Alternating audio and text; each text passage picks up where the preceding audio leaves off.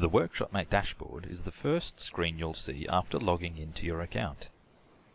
Navigation of WorkshopMate is done using the drop-down menus across the top: Sales and Jobs, Purchases, Reports, Maintenance, and Settings.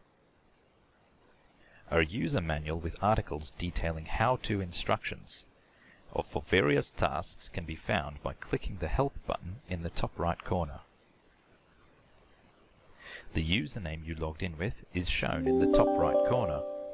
Clicking this allows you to access both your profile to make changes to your name, email address, phone number and password, and your roster, which, if you were a mechanic, would display any jobs that have been allocated to you for a chosen day.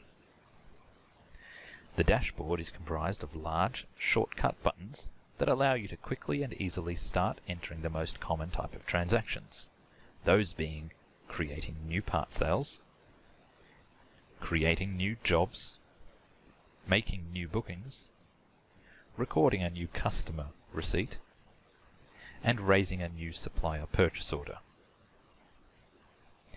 Beneath these you'll find some graphs and lists for your daily reference, beginning with a graph showing how many bookings you have for the next 7 days. Selecting a day from this graph will show you the bookings for that day in a list view. To the right of that you have a list of incomplete jobs, as in jobs that have been opened but have not yet been turned into an invoice. Beneath these you'll have an unpaid jobs list, which will show any job that has been turned into an invoice but still has an owing balance for the customer. To the right you have two donut graphs to show how many part sales and jobs have been raised over the last 7 days, and how many of those jobs have been turned into invoices.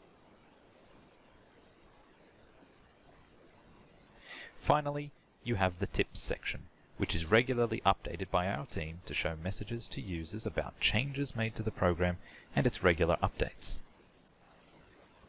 This concludes the overview of the WorkshopMate dashboard screen.